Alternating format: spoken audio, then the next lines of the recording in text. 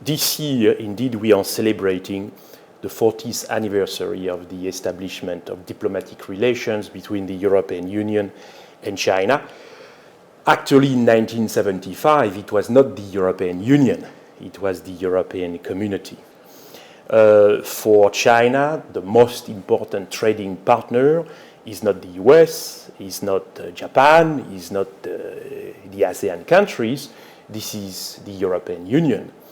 And from EU's perspective, China is the second largest trading partner. First, the United States of America, and second, China. So clearly, from a commercial point of view, this is an extremely significant relationship.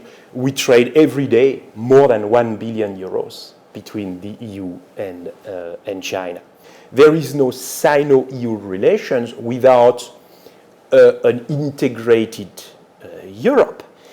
And at the moment, of course, everybody is looking and worrying about Europe because you have the problems coming from the south, the problems in the east of Europe. Everybody has the issue of Ukraine in mind, divided Russia and the European Union, and of course everybody is thinking about the eurozone.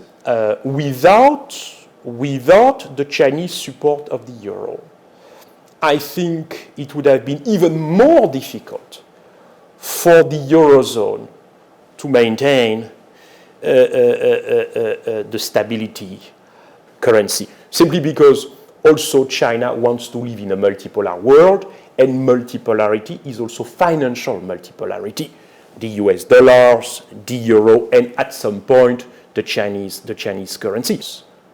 We need not only an integrated Europe speaking with one voice, with an agreement on the strategic importance of China, but we need also a European Union which has an autonomous policy, strategy toward China. Because if the Chinese friends realize that the EU is not an independent political entity, therefore they will talk directly to Washington, D.C. So it is very important, if we want to deepen the relations, to be very clear from a European perspective on these two ideas: integration and autonomous policy, the capacity to conceive and genuinely implement an independent foreign policy. China is being very patient with Europeans, and certainly when you look at the Agenda 2020, China understands that from a European perspective, the environmental issues are absolutely key. The perception in the US of these issues is a little bit different, but from a European perspective, this is very important, and China is being very constructive. Of course, very constructive because China needs also to tackle her own environmental issues, but here again we see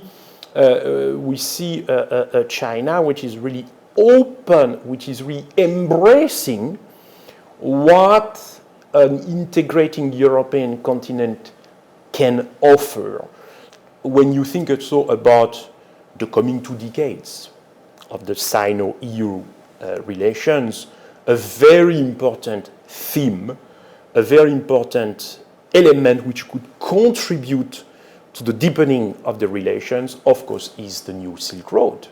This idea of having better connectivity between China and Europe. Now we Europeans, we need to seize this opportunity.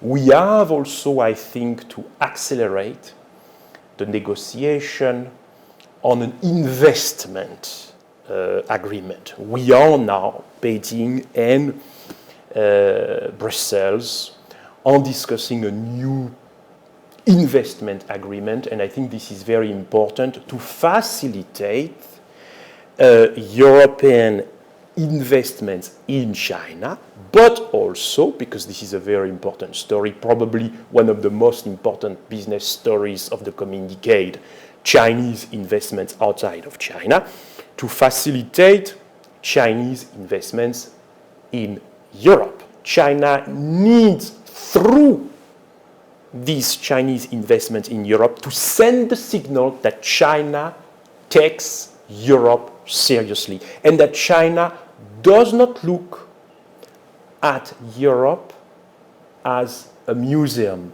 only or an entertainment park where you go to travel. It's very good, and I think European countries are so happy to welcome so many Chinese tourists, and I think EU wants even more Chinese tourists. But more important than Chinese tourists are Chinese investment, long-term investment in Europe, because this is very simple.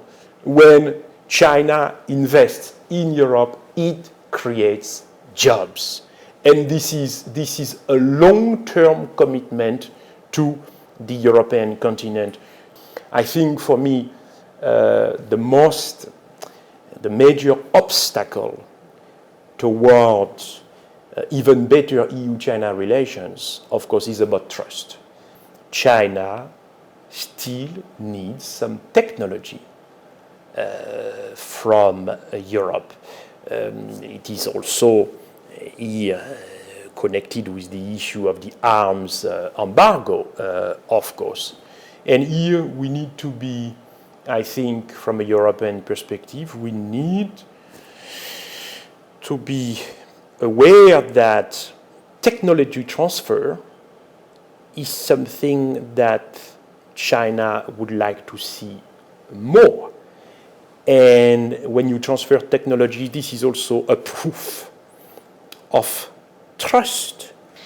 And if Europe does not do that, we know that the Chinese, they have a very strong appetite to innovate. And in any case, it will be a matter of time. If we don't collaborate more with China on this, China will be able to do these things alone.